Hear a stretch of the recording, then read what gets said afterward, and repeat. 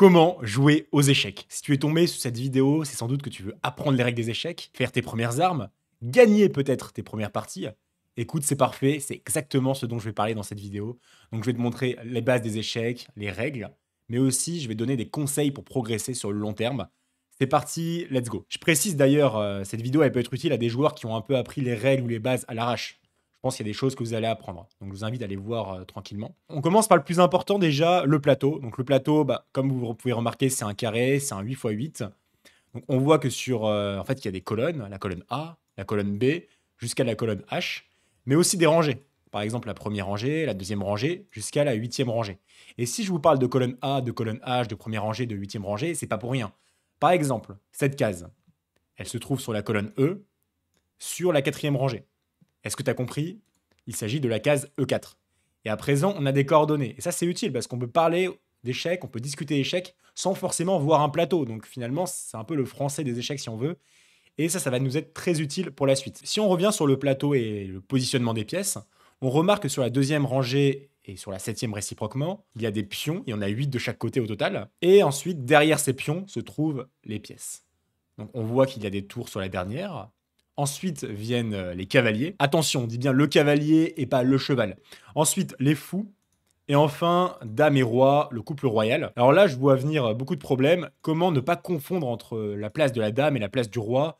Écoutez, c'est assez simple. La dame blanche, toujours sur case blanche. La dame noire, toujours sur case noire. Pour vous donner une métaphore, la dame porte une robe blanche avec des chaussures blanches. La dame noire, robe noire, chaussures noires. Et aussi, pour ne pas se tromper avec les coordonnées, si jamais, par exemple, votre plateau n'a pas de coordonnées, ce qui arrive parfois, ici, en fait, la dernière case de la première rangée, ça doit toujours être une case blanche. S'il s'agit d'une case noire, c'est juste que le plateau est dans le mauvais sens. À présent qu'on sait placer les pièces pour commencer une partie, on va regarder le déplacement de ces pièces. Donc voilà, le déplacement des pièces, on va commencer peut-être par le fou. Donc le fou. Le fou, il se déplace en diagonale. Vous pouvez remarquer d'ailleurs qu'il y en a deux, hein. Un fou de case blanche et un fou de case noire. Et ce déplacement en diagonale, c'est assez simple, finalement, il se déplace en diagonale. Bien sûr, il ne peut pas venir sur le roi, aucune pièce ne peut venir sur une autre.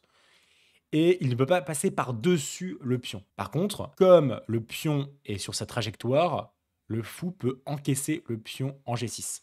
Je fais exprès d'écrire les coordonnées pour que tu commences à assimiler. Pour en venir maintenant à la tour. La tour, elle peut venir en ligne, en colonne, et comme le fou, elle ne peut pas passer par-dessus une autre pièce. Et le cavalier, comme je l'ai dit dans les deux autres cas, le fou et la tour, les deux pièces ne peuvent pas passer par-dessus une autre. Pour le cavalier, c'est différent. Déjà, le cavalier, en fait, son déplacement, ça représente un L. Deux cases en avant, une case à gauche, une case à droite. Deux cases en avant, une case à gauche, une case à droite. Deux en avant, une à gauche, une à droite. Et là, ce que je représente, c'est toutes les cases possibles du cavalier. Et bien sûr, le cavalier, il ne peut pas s'arrêter en cours de route. Par exemple, il ne peut pas venir en E3. Par contre, pour vous décrire ces cases, ça va représenter ça. Et d'ailleurs, le cavalier, contrairement au fou, à la tour, à la dame, au roi et au pion, lui, il peut sauter par-dessus les pièces. Par exemple, dès le premier coup de la partie, tu peux amener ton cavalier en F3. Effectivement, ça fait un L. Et le cavalier saute par-dessus le pion en G2. Ce qui est très pratique, ça donne beaucoup de mobilité à cette pièce. À présent, si on en vient au cas des pions, alors les pions, il y a des choses à connaître. Déjà, le déplacement de base du pion, il est très simple, hein. Le pion se déplace que d'une case en avant. Donc C5, C6, C7, c'est sa trajectoire. Par contre, lorsqu'il est sur la deuxième rangée, donc au tout début de la partie, ici, le pion, il peut se déplacer de deux cases d'un coup. Il a le choix entre deux cases et une case, mais ça concerne que le début. Par exemple, E4, F6, puis D4. Et j'ai toujours le choix entre D3 et D4. Aussi, le pion, contrairement aux autres pièces qui peuvent manger sur leur trajectoire, le pion, c'est pas pareil. Lui, quand il gagne une pièce, il peut la gagner, mais que sur la diagonale adjacente. Donc ici, il peut manger le fou, mais aussi le cavalier. Il a le choix entre les deux. Par contre, si une pièce se trouvait en F6, il ne pourrait pas la manger, il serait juste bloqué par cette pièce. Et là, une question peut-être que vous pouvez vous poser, c'est ce serait quoi la finalité de ces pions? Que se passe-t-il lorsque le pion arrive au bout de l'échiquier? En fait, la dernière case du pion, on appelle ça la case de promotion. Et lorsque le pion arrive sur cette case, le pion se transforme en une pièce de notre choix. Et ça, c'est très important. Le pion peut devenir un fou, une tour, un cavalier ou une dame. Dans 99,9% du temps, tu choisis la dame, parce que c'est la dame qui est la pièce la plus forte. Mais il y a parfois des exceptions. Donc ensuite, le truc où peut-être vous allez quitter cette vidéo, du moins vous allez un peu paniquer, je le sais d'avance, rassurez-vous, je prends la situation en main, c'est la prise en passant. Donc la prise en passant, c'est un peu spécial. Donc comme je l'ai dit, le pion peut sauter de 2 cases au début. Donc par exemple, ce pion en F7 peut venir en F5. Et ici, seulement dans le cas où le pion avance de 2 cases et le pion se retrouve en face, que ce soit en G5 ou encore en E5, le pion peut prendre celui-ci par derrière avec pion prend F6. Comme si finalement ce pion se trouvait en F6 et qu'il y avait une simple prise. Et ça, on appelle ça la prise en passant. Et par contre, on peut le faire qu'une seule fois. Par exemple, sur F5, puis je sais pas, D4 et D5, la prise en passant est à présent impossible. C'est donc à saisir ou à louper. À présent, pour en venir à la dame c'est très simple, c'est la fusion entre une tour et un fou. La dame se déplace en ligne, en colonne et en diagonale. Donc intuitivement, tu comprends que c'est une pièce complètement monstrueuse. Et à présent, le roi. Alors le roi, c'est simple, c'est une dame réduite si on veut. En fait, le roi, il peut se déplacer d'une case, mais de la direction qu'il souhaite. Donc par exemple, toutes les cases ici, c'est les cases de déplacement du roi. Le roi, c'est un peu spécial, on en reviendra après, mais en fait, c'est la pièce qu'on veut protéger. Donc il y a une règle très importante à connaître avec le roi. Le roi ne peut pas être attaqué. Dans cette position, le fou attaque le roi. Qu'est-ce que ça veut dire? Le roi ne peut pas être attaqué, il ne peut pas être mangé par une autre pièce. Donc, on ne peut pas bouger le pion H3 parce que sinon le fou prendrait le roi. Pareil, le roi ne peut pas venir en D4 ni en F2 parce que ce seraient des cases contrôlées par le fou. Donc, dans cette situation, le roi devrait bouger par exemple en D3. Autre chose qui est à peu près similaire à ce qu'on a dit, le roi ne peut pas manger une autre pièce défendue. Par exemple, ici le roi aimerait manger la tour, le problème c'est que le fou contrôle cette tour, enfin elle défend la tour. Donc c'est pas possible de la manger, c'est important. C'est un coup illégal. Pareil, c'est aussi une réciproque. Ici, on voit que le fou se trouve devant le roi derrière. Ça veut dire que le fou ne peut pas bouger parce que le roi se trouve derrière. Et comme le roi ne peut pas être attaqué, on ne peut pas bouger ce fou. On appelle ça un clouage. Autre spécificité, pour l'instant, vous avez peut-être compris, vous avez déduit que les échecs se jouent coup par coup, c'est-à-dire qu'à chaque coup, on peut bouger qu'une seule pièce. Il y a un seul cas où on peut bouger 2 pièces en même temps, c'est le roc. Donc là, je vais retirer toutes les pièces du plateau, sauf les rois et les tours. Et qu'est-ce qu'on remarque ici? Quand cette rangée est dégagée, en fait, le roi peut ici se mettre à l'abri, avec, par exemple, le petit roc. Donc c'est un échange, la tour passe devant, le roi passe à droite. Et on remarque en fait que le roi est plus sécurisé ici. Donc là, ce serait le petit roc parce qu'il y aurait 6 cases sur le roc. Par contre, les blancs peuvent aussi faire grand roc. Et là, par contre, ce serait il y aurait plus d'espace, donc ce serait 8 cases. C'est pour ça qu'on appelle le grand roc. Et dans les deux cas, le roi avance de 2 cases et la tour, dans le grand roc, de 3. Et dans l'autre cas, elle avance de 2. Ok. Alors ce roc, c'est un peu spécial parce que ici, si le fou ou une autre pièce bloque la trajectoire du roc, le roc n'est pas possible. Ici, le coup grand roc n'est pas possible parce que le fou contrôle la case D1 qui est sur le chemin du roi. Chose très importante, si le roi décide de bouger, par exemple en D1, le roi a beau revenir sur la position initiale, le roc n'est plus possible parce que le roi a bougé. Lorsque le roi bouge, on dit que le roi est déroqué. Également, ça concerne aussi les tours. Par exemple, si je reviens au début, si la tour vient en G1, par exemple cavalier F6, tour H1 et G6, même si on est sur la position initiale, comme la tour a bougé, eh bien le roc n'est plus possible. Du moins avec cette tour. Si la tour du grand roc n'a pas bougé, on peut toujours faire grand roc. Mais ça, c'est très important d'y penser. Et finalement, c'est quoi le but des échecs? C'est quoi l'objectif final? Parce que j'en ai pas parlé jusqu'à présent. L'objectif, pour faire simple, c'est de capturer le roi. Comme on a vu qu'on ne pouvait pas manger le roi adverse, le terme exact, c'est de faire échec et mat. Alors échec et mat, vous avez sans doute déjà entendu parler de ce terme. Laissez-moi développer un petit peu. Donc déjà, dans échec et mat, il y a échec. Par exemple, si cette dame vient en B2, on remarque que le roi se trouve sur la trajectoire de la dame. Le roi est donc attaqué, comme on l'a vu précédemment. Et ici, le roi a plusieurs options. Enfin, les noirs ont plusieurs options. Soit les noirs bougent leur roi, par exemple en G8, mais ils peuvent aussi bloquer la trajectoire de la dame en interposant un fou en C3. C'est une autre manière de parer un échec. Également, dans cette situation, le cavalier contrôle la case de la dame. Le cavalier peut donc prendre la dame. Mais par contre, si je décide d'amener la dame en F8, je fais toujours échec au roi, on est d'accord? Le roi est sur la trajectoire de la dame. Sauf que ici, est-ce que le roi peut aller en G8 ou bien en G7? Non. En G8, c'est contrôlé par la dame. En G7, c'est contrôlé par la dame et le pion, comme les pions mangent en diagonale. Ça veut donc dire, comme on ne peut pas interposer une autre pièce, comme on ne peut pas encaisser la dame, le roi est en échec, mais en même temps, il ne peut pas se soustraire à l'échec pour le prochain coup. Dans cette situation, le roi est en échec et mat. Pour te montrer, parce que là, tu avais vu une situation où il y avait très peu de pièces sur l'échiquier, l'échec et mat peut survenir très rapidement. Par exemple, sur F3, E5, G4, en seulement 2 coups joués des deux côtés, après Dame H4, le roi est en échec. Et est-ce que le roi peut mettre une pièce pour bloquer l'échec? Non. Est-ce que le roi peut prendre la dame? Non plus. Et est-ce que le roi peut se dégager de l'échec? Non plus, parce que la seule case disponible, c'est F2. Donc là, ce mat, il s'appelle le mat de l'idiot. Pour te montrer aussi le coup du berger, qui est quelque chose de très connu, si on prend cette position, donc là, tu as le coup du berger, tu as joué E4, E5, Dame H5, donc la dame qui attaque E5, le cavalier qui vient en C6, j'en parlerai après. Et là, fou C4, et on remarque que la dame et le fou se coordonnent sur la case F7, le pion F7. Et par exemple, si les noirs ne sont pas vigilants et jouent cavalier F6, en pensant attaquer la dame, eh bien les blancs peuvent faire échec et mat avec dame prend F7. En effet, le roi est attaqué. Est-ce que le roi peut prendre la dame? Eh bien non, parce que le fou défend la dame. Est-ce que le roi peut venir en E7? Eh bien non, parce que la dame contrôle la case E7. Et est-ce qu'une autre pièce peut prendre cette dame? Non. C'est donc échec et mat, et c'est ça le mat du berger. À présent, revenons un petit peu à quelque chose de similaire au thème de mat. Ici, on va venir dans cette position, et par exemple, si je décidais de jouer le coup dame F7, qu'est-ce que vous remarquez? Vous remarquez sans doute que le roi n'a plus de coup, parce qu'il ne veut pas venir en G8, ni même en G7. Sauf que, est-ce qu'il y a échec? Non, le roi n'est pas en échec. Qu'est-ce que ça veut dire?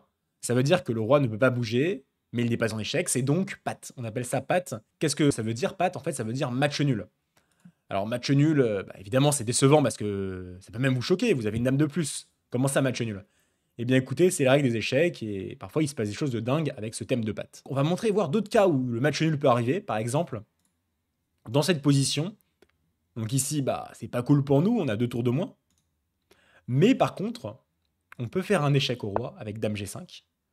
Le roi est obligé de bouger en H8, il ne veut pas se laisser prendre. Dame F6, à nouveau échec au roi. Le roi revient en G8. Dame G5, roi H8, Dame F6, roi G8. Et qu'est-ce que vous remarquez ici, si on revient au tout départ? C'est exactement la même position. Qu'est-ce que ça veut dire? Il y a une règle aux échecs qui dit, lorsque il y a 3 fois la même position qui a lieu, c'est match nul. Autrement dit, dans ce cas de figure, c'est un échec perpétuel. Parce que là, on peut vraiment répéter la position à l'infini. L'échec perpétuel, c'est quand les échecs peuvent arriver à l'infini. Mais parfois, sans même avoir besoin de l'échec perpétuel, la position peut se répéter 3 fois. D'autres situations de match nul, ça peut être un accord mutuel. Par exemple, tu proposes match nul à ton adversaire, il accepte. Et aussi, je vais te montrer un autre cas, dans le cas aussi du matériel. Donc là, par exemple, il reste seulement 2 rois sur l'échiquier. Qu'est-ce que ça veut dire? Bien sûr, les rois ne peuvent pas être côte à côte parce que les rois ne doivent pas être prenables au prochain coup. Donc, c'est match nul. Le roi blanc ne pourra jamais prendre le roi noir ne pourra jamais prendre le roi blanc. La partie s'arrête automatiquement. Pareil dans cette situation. Roi cavalier contre roi, ce serait également match nul. Pourquoi? Parce qu'en fait, trouver un schéma de maths, c'est-à-dire une position, vous placez le roi noir, le roi blanc, le cavalier où vous voulez, et ça doit faire échec et mat. Essayez, en fait, vous n'y parviendrez pas. Ce n'est pas possible de mater avec un cavalier seulement. Et donc, cette position est automatiquement match nul, comme il n'y a pas de thème de maths. Même chose pour le fou. Je vous mets au défi de trouver une position avec roi fou contre roi. Vous ne pourrez pas faire échec et mat. C'est pour ça que c'est également match nul. Autre situation avec le match nul, C'est-à-dire que lorsque vous avez joué 50 coups sans avoir bougé un pion ou même sans même une prise de pièce, bah là c'est égalité. À présent, une fois que vous connaissez les règles, on va essayer de gagner des parties quand même. Ce serait bien que on gagne la première partie. Alors comment ça marche? Alors pour gagner vos parties, avant de faire échec et mat, vous devez comprendre la valeur de chaque pièce. Alors, le pion, on va dire qu'il vaut un point. Donc c'est peut-être la pièce la moins forte parce que bah, le pion, on voit qu'il n'a pas non plus beaucoup de mobilité. Il peut soit avancer d'une case, soit deux lorsqu'il est au début. Il mange en diagonale. Ok, sa portée n'est pas si grande. Par contre, c'est un peu différent pour les autres pièces. Par exemple, le cavalier. On voit que le cavalier, bah, il peut contrôler jusqu'à 8 cases. 8. Et aussi, en fait, ce qui est intéressant, c'est qu'il peut sauter par-dessus des pièces. Donc ça, c'est un atout majeur en termes de flexibilité. Pareil, donc le fou contrôle une diagonale. C'est également quelque chose d'intéressant. Donc dans le cas du fou et du cavalier, chacune des deux pièces vaut 3 points. Pour le cas de la tour, elle vaut 5 points. La tour contrôle une ligne, elle est déjà active dès qu'elle est en E1. La tour vaut donc 5 points. Et donc la dame, c'est le rassemblement d'une tour et d'un fou. La dame vaut 9 points, soit 10 selon certains. Donc si vous avez bien compris, par exemple, une dame, ça correspond à un cavalier, un fou et un cavalier. Une dame, ça peut correspondre à 9 pions. Ou encore, un cavalier, ça peut correspondre à 3 pions. Et c'est utile d'avoir une idée de la valeur de chaque pièce, parce que ça va beaucoup nous aider dans nos prises de décision et dans nos échanges. Prenons cette position de milieu de partie. Là, on a beaucoup de pièces en prise. Par exemple, les blancs peuvent décider de manger le pion en F7. Par contre, est-ce une bonne décision? Je ne sais pas parce que ici la dame est prenable soit par le cavalier, soit par le roi. Que se passe-t-il si on gagne la dame contre un pion? Bah, c'est comme si on perdait 8 pions parce que la dame vaut 9 points, donc 9 pions. On a gagné un pion. C'est comme si on perdait 8 points. Donc évidemment, ça, ce serait dramatique. Donc certes, on peut manger le pion. Après, est-ce que ce serait une bonne décision? Est-ce que ce serait un bon coup? Certainement pas. Autre exemple, par exemple, si la tour mangeait le cavalier en E5, la tour vaut 5 points, le cavalier en vaut 3. Est-ce une bonne décision de manger la tour, sachant que lorsqu'on prend le cavalier, la tour est prenable soit par le fou, soit par la tour? Eh bien, je ne pense pas. Une tour vaut beaucoup plus qu'un cavalier. Donc, ce serait également probablement une mauvaise décision.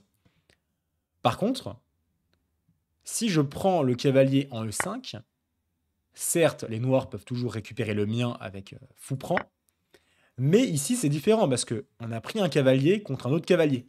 Donc déjà l'échange est beaucoup plus équitable. Et ici on peut remarquer d'ailleurs, si vous avez l'œil, que le pion en C6 peut manger le fou en B7. Et donc, si le pion prend le fou, la tour peut certes reprendre ce pion, mais qu'est-ce qu'on remarque?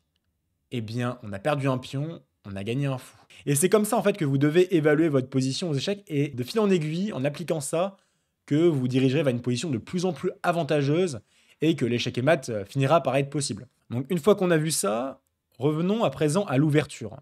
Donc l'ouverture, c'est là où tout commence. Donc évidemment, c'est un sujet complexe, il y a des ouvertures à connaître, mais avant de vous baser sur des connaissances, en fait, il faut que vous ayez 3 notions en tête dans l'ouverture. Donc d'abord, en fait, vous devez comprendre que aux échecs, et particulièrement dans l'ouverture, le contrôle du centre est primordial. Donc j'appelle centre cette zone, c'est-à-dire le carré magique. Par exemple, lorsqu'on joue E4, on joue un bon coup, pourquoi? Parce que ce pion atterrit sur le carré magique et il contrôle la case D5, une deuxième case du carré magique. Si par exemple les noirs jouent E5, ou même A6, supposons que les noirs jouent mal, on voit que ce coup A6, il ne va pas sur le centre. Et avec les blancs, on peut mettre un deuxième pion en D4. Donc le pion est sur D4, il contrôle le 5, et à présent, en seulement 2 coups, on a déjà la totalité du carré. Ensuite, mettons que je joue B6, décidément je joue vraiment mal, eh bien les blancs peuvent continuer de se développer, cette fois-ci en cherchant toujours à contrôler le centre, mais en y incorporant la sortie des cavaliers et des fous. On appelle ça les pièces légères d'ailleurs, parce que ce sont les pièces moins fortes, par exemple que la dame et la tour, qui, elles, seront les pièces lourdes.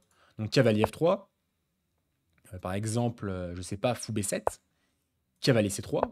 Donc je choisis de les mettre en F3 et en C3 parce que ça contrôle D5 et E5, ou E4 et D4, des cases du carré magique. Par exemple, bah, si on met le cavalier en A3, on voit bien que le cavalier aurait moins de cases disponibles. Donc on peut continuer comme ça pour vous montrer. Là, le fou qui vient en F4 pour contrôler cette longue diagonale et en particulier la case E5. Et voilà, on arrive dans notre développement entre guillemets idéal, c'est-à-dire que on a pris le centre avec nos pions, le carré magique est complètement contrôlé et on a développé toutes nos pièces légères. À présent, fou G7 mettons, les blancs doivent mettre leur roi en sécurité. Donc soit en faisant grand roc, mais pour l'instant on n'a pas encore sorti notre dame, soit en faisant petit roc. Et voilà, une fois que vous avez joué petit roc, que vous avez pris le centre, que vous avez sorti vos pièces, c'est-à-dire les cavaliers et les fous, vous avez réussi avec brio l'ouverture. Pour vraiment vous prouver que le contrôle du centre c'est important, prenons l'exemple de ce cavalier. On voit qu'en E5 il contrôle D7, F7, G6, G4, F3, enfin il contrôle 8 cases.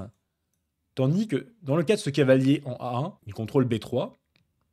Ok, il contrôle C2. Il contrôle seulement 2 cases. Donc comme ça, vous pouvez comprendre en fait qu'une pièce centrée est beaucoup plus puissante. Pareil pour le fou. Pour le fou, c'est moins grave. Mais par exemple, un fou centré contrôle beaucoup plus de cases qu'un fou à peine développé, qu'il soit en A1 ou en C1. Ok, très bien.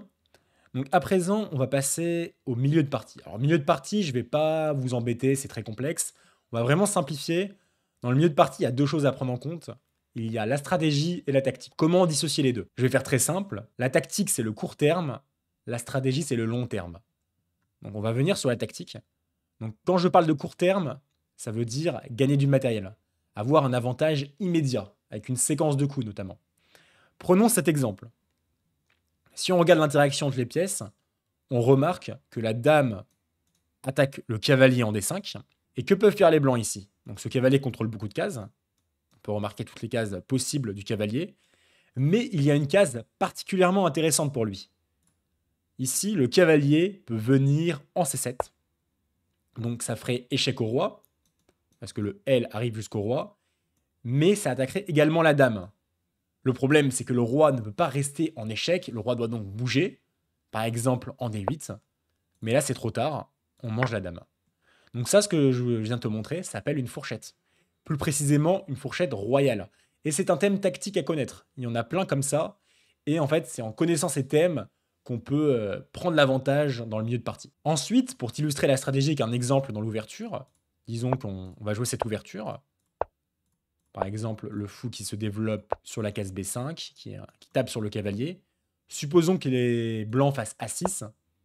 Ici, les blancs peuvent prendre ce cavalier, donc ce serait un thème stratégique, échanger le fou contre le cavalier. Mais aussi, on remarque que la structure de pion change. À présent, on retrouve deux pions sur la même colonne.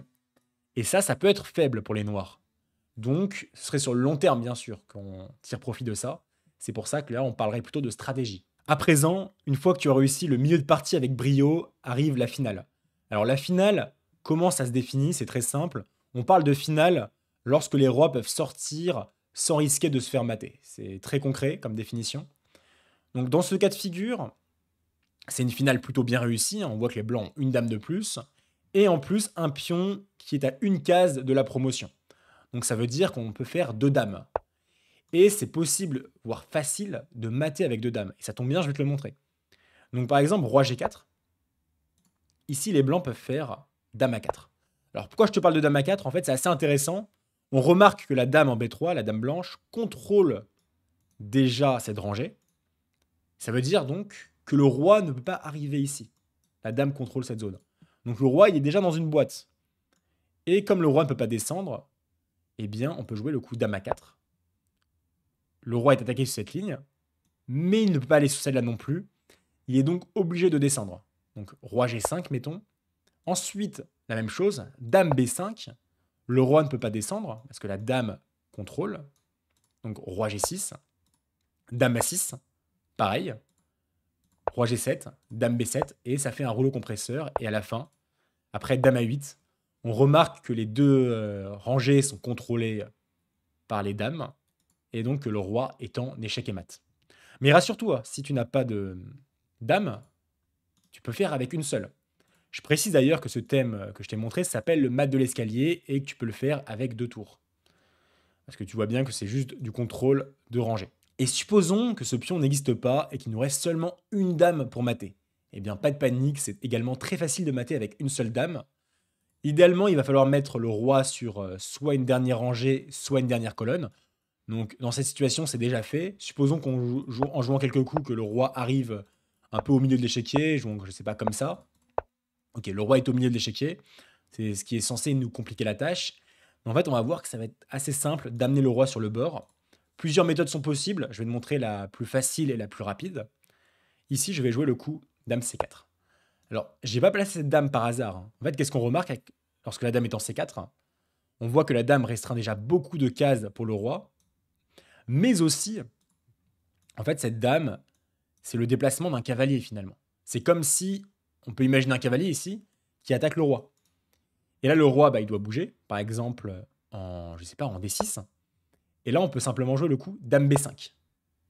Et pareil, le roi, il est toujours encore plus restreint. Par exemple, roi E7. Et là, je fais dame C6, toujours un cavalier.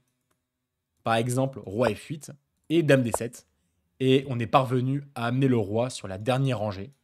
Donc à présent, roi G8. Il est grand temps de faire participer notre roi. Donc roi D3, roi F8, roi E4, roi G8, roi F5, roi F8, roi G6, roi G8. Et à présent, on peut faire échec et mat avec dame G7. À présent, tu es prêt à jouer et gagner ta première partie d'échecs. Et maintenant, je vais te donner quelques conseils pour progresser à ce jeu. Écoute, le jeu d'échecs, c'est quelque chose de très concret. Et donc, ça passe forcément par de la pratique. C'est donc hyper important que tu joues des parties d'échecs le plus possible. Donc idéalement, bah, ça tombe bien, c'est très facile de jouer en ligne. Tu peux jouer sur chess.com, sur Lichess, les deux plus grosses plateformes. Et c'est parti, tu as le choix entre jouer contre des humains ou jouer contre des bots. Ici, je vais être assez tranché, je te conseille vraiment de jouer contre des humains. Tu verras des fautes beaucoup plus récurrentes, beaucoup plus naturelles. Et donc, en fait, tu pourras apprendre et aussi éviter de les reproduire. Ça passe par de la pratique avec les parties. Mais comme je t'en ai parlé tout à l'heure, il y a aussi la tactique. La tactique, c'est ultra important. C'est ça qui définit 99% de tes parties jusqu'à longtemps. Donc en fait, la tactique, c'est ce que tu vas devoir prioriser. Ce que je te conseille, c'est de faire des exercices. Alors pour les exercices, il faut vraiment prioriser la quantité à la qualité. L'inverse, pardon, la qualité à la quantité.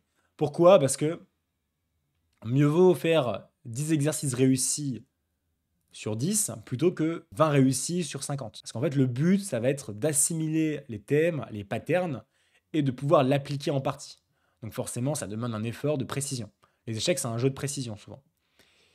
Et une fois que tu joues des parties, que tu fais des exercices, il va falloir aussi obtenir plus de connaissances. Par exemple, la finale que je t'ai montré comment mater avec roi et dame, mais tu pourrais apprendre comment le faire avec roi et tour.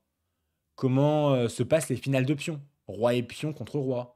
Comment se passent des finales plus complexes, les finales de tour. Et ça, c'est des choses que tu vas apprendre au fur et à mesure.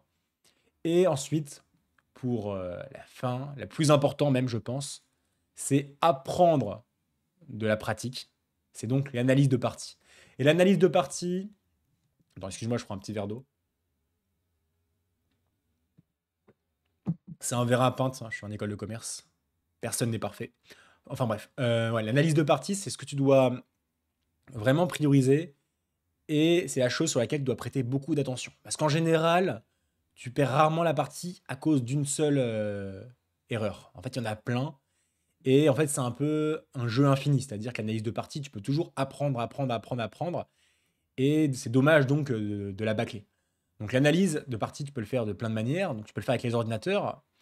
Le problème de l'ordinateur, c'est que c'est un bon conseiller, mais un mauvais maître. L'ordinateur, il peut te montrer là où tu t'es trompé, mais il ne va pas forcément t'expliquer pourquoi tu t'es trompé. Donc il va falloir toujours faire cet effort de comprendre. Idéalement, si tu peux jouer avec un autre joueur qui est plus avancé que toi, c'est excellent, parce que du coup, ce joueur, il pourra te donner des feedbacks sur ce que tu fais. Et sinon, toujours avoir cette curiosité à chaque fois de te dire qu'est-ce que j'aurais pu faire de mieux? Est-ce que ce coup, c'était la meilleure décision? Et voilà, toujours douter en fait. C'est ça, ça va beaucoup t'aider pour ta progression. Et je pense que t'es bien là. T'es prêt à... T'es bien armé pour progresser. Écoute, j'espère que cette vidéo t'a plu. Si tu as bien aimé cette vidéo, j'ai une newsletter. Tous les dimanches, je fais un post pour donner des conseils pour progresser aux échecs. Bien sûr, c'est gratuit. Et également, si tu veux te lancer dans ton aventure aux échecs, peut-être même progresser plus vite, eh bien, je suis entraîneur d'échecs depuis 5 ans. Je suis également joueur d'échecs titré. Donc, j'ai un formulaire dans la description que tu peux remplir. Et si tu es intéressé, tu peux me contacter et on verra ça ensemble. Voilà, merci beaucoup d'avoir suivi cette vidéo et on se retrouve à très bientôt pour la prochaine. Ciao!